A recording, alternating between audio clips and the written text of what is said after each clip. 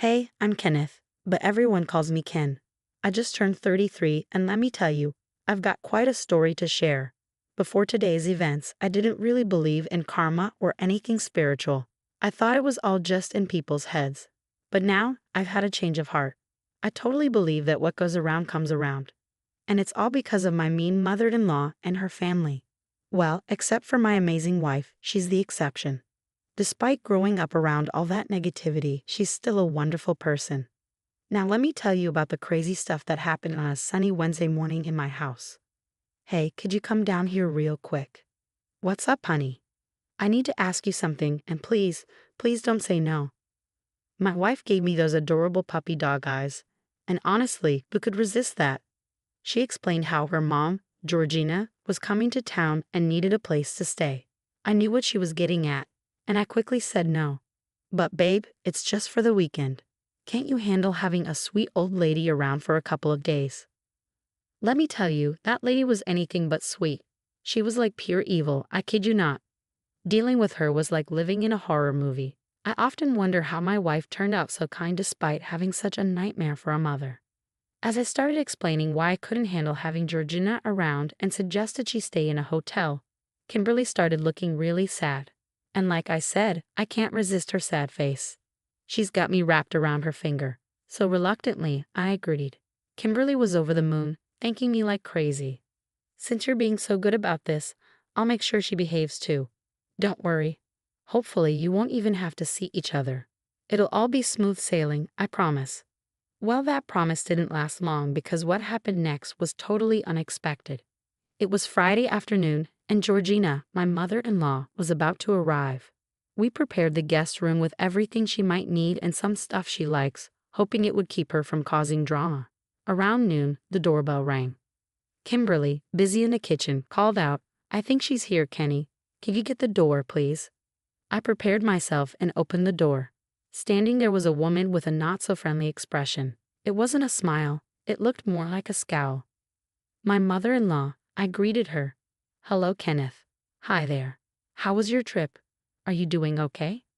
I welcomed her inside, taking her stuff and doing all the host stuff without being too pushy. But I could feel my irritation building as she started her never-ending complaints. "Wow, Kenneth, the patio looks amazing. Did you do this?" "Yeah, it looks absolutely lovely. I'll need to snap some photos soon." "Oh, could you take those bags upstairs to my room, dear? And could you also make me a coffee? I'd like a caramel macchiato with whipped cream, please." Did she think this was a Starbucks? If you've ever seen A Streetcar Named Desire, you might get an idea of what Georgina was like. She acted just like Blanche, all high and mighty with a touch of fake innocence. She strutted around like she was a gift to the world. I can't stand that kind of arrogance, especially when she's being rude. Just then, Kimberly came out of the kitchen to greet her mom. "You look stunning." "Oh, come on, Kimberly, do I? You're just saying that." "Well, you do look great. It's this new diet I'm on. You should try it. You could use it, sweetheart. But not this weekend. This weekend is for relaxing. That's why I ordered my caramel macchiato. Speaking of which, Kenneth, when's my coffee going to be ready? I'm thirsty. I need something to drink right now. I might faint." See what I have to deal with. After enjoying a delicious lunch prepared by my wonderful wife, I had to quickly Google how to make a caramel macchiato. Georgina made it her mission to point out every little flaw in the meal, followed by a quick, "It's fine. Don't worry too much," to soften the blow. But she made sure to remind us to be extra careful next time to avoid making those silly mistakes, as she called them. She seemed to enjoy talking down to us, and while I could handle it, I could see it was getting to Kimberly. I mean, how could she not be bothered? That was her mom, after all, and Kimberly didn't have a mean bone in her body. I couldn't say the same for myself, though. I'm the type who likes to get revenge when I can. Later in the afternoon, Georgina went on and on about how much she loved the house. Well, she had a unique way of expressing her love for it. Sure, my time in Bora Bora was nice, but Zanzibar was even better. The scenery was stunning and the people were lovely. This vacation won't be as fancy as those, but it's still a vacation. Maybe it'll humble me a bit, since I've been to so many fancy places. It'll be a nice change of pace, I guess. I'll be honest, I zoned out of the conversation many, many times, and whenever I checked back in, it was still going on. Georgina had a way of making things drag on longer than they needed to. Anyway, we spent the afternoon chatting, mostly Kimberly and Georgina. I was just there, like a decoration, making sure Kimberly was comfortable. Every now and then, I'd chime in to make it seem like I was paying attention. Around 4 p.m. that evening, things started to get a bit weird. You know, Kimberly, I've been complimenting your house ever since I got here, and I have to say, it's stunning.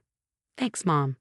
We've been working hard to make it nice, and Kenny and I spent a lot of time getting ready for your visit. It's so good that I can't keep this beauty to myself. What do you mean, Mom? What are you saying?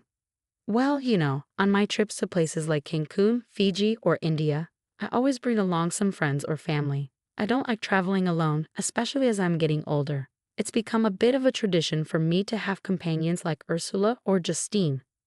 Oh, that sounds nice. How are they? It's been a while since we talked. Funny you ask, because they're actually on their way here now. You can catch up with them yourself. Kimberly nearly chokes on her coffee at this unexpected news. I would have done a spit take too if I had anything in my mouth, because I was shocked at what she just said. But I kept my cool and managed to say, Kim, let's go to the kitchen, now. We headed to the kitchen to talk about this bombshell. Please tell me she's joking, babe.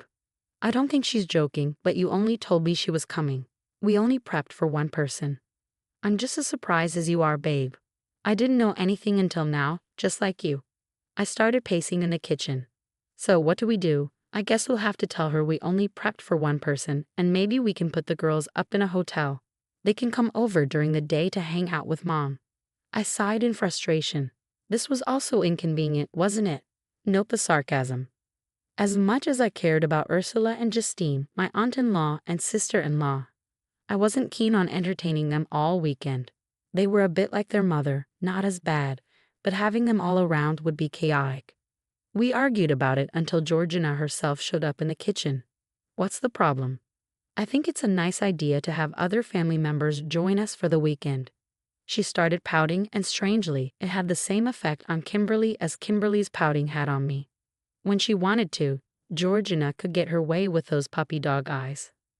I guess Kimberly inherited that skill from her mom. Oh no, Mom, please don't be upset. It was a nice thought, but we just can't handle this sudden change, especially on such short notice. Kenny and I were thinking of putting Ursula and Justine up in a nearby hotel, and they can come over during the day. Angeline is also coming with them. So you want 4 extra people in the house? I'm sorry, Georgina, but that's not going to work. Oh, Kenny dear, don't be such a stick in the mud. Jolene has to come. She hasn't been part of the tradition, and she really wants to join in. Plus, she's your younger sister-in-law. We have to make room for her. And honestly, you're not even considered part of our real family, so it makes sense for you to leave and for the girls to stay. It's just for a couple of days after all. Mom, how can you say that? Kenny is our real family. Is he though? You're putting him above your actual sisters. That's not what I meant, Mom. The main issue is space. We're worried there won't be enough room for everyone. I'm glad you brought that up because I've come up with a solution that will please everyone. Okay, let's hear it. Okay, so here's my idea. Ursula and I can share the bed in the guest room since it's big enough, and Jolene can sleep in Kimberly's bed. There was silence. I was completely lost. I looked at my wife, and she seemed just as confused. Finally, I asked, so you want 3 people to sleep in one bed? That's uncomfortable and inappropriate, don't you think? Yeah, Mom, we're adults now. It's not appropriate for me, my husband, and my sister to share a bed. Aha, I knew you'd say that, which is why I think it's best if Kenneth doesn't stay here during this time. Again, silence. At that moment, I think she finally lost it. So you want me to leave my own house? Kenny dear, don't call me that. Kenneth, don't talk to me like that. Kimberly, are you going to let him speak to me like that? Look, I don't appreciate you coming into my house and making last-minute demands. It's not fair. If you wanted a girls' trip, that would have been fine if you planned it in advance. Why didn't you just tell us what you wanted? And saying I'm not your real family was rude. I didn't think you'd get so upset now. Honestly, you're acting childish, don't you think, Kim? I don't know what to say, Mom. I don't think it's fair. Oh, you dumb people and your sensitivity. I didn't do this on purpose. It must have just slipped my mind. I'm sure you understand. I didn't quite understand, but when I looked at my wife, she was silently pleading with me. I caved in, feeling frustrated, and said, Georgina, better communication would have been appreciated. As I said earlier, I wouldn't have minded if you ladies wanted a girls' trip for the weekend. I could have gone on a trip with the guys or worked at the orphanage. But springing this on us isn't fair. We're adults, even if you see us as your kids. You're a guest in our home, and you need to respect that. I stayed calm and politely pointed out her mistake. She scoffed, walked around, and even laughed at times, seemingly trying to avoid the embarrassment of being confronted by her sister-in-law. Nevertheless, I stood my ground. You want to have a girls' trip and have everyone here for the weekend. Fine, you want me out of the house. That's fine too, but I'll be back after the weekend. With that, I kissed my wife on the cheek and headed to our room. Kimberly tried to reason with her mother, telling her that what she did wasn't okay and that she seriously upset me. But Georgina just laughed it off, treating me like I was overreacting. I packed some clothes in a duffel bag and left. I booked a hotel room online and headed there, but not before stopping by the orphanage where I regularly volunteered. As I mentioned before, the orphanage is called Open Arms, and I love working there. But dealing with unruly and disobedient toddlers, children, and teenagers is no easy task. As I spent the evening playing and helping out the children, I couldn't shake off the thought of how to get back at Georgina. I'm not evil, or at least I don't think I am, but I do believe in teaching people a lesson when they deserve it. I guess that's why I'm good at my job. I had a good connection with the kids, showing them both love and discipline so they wouldn't take advantage of me.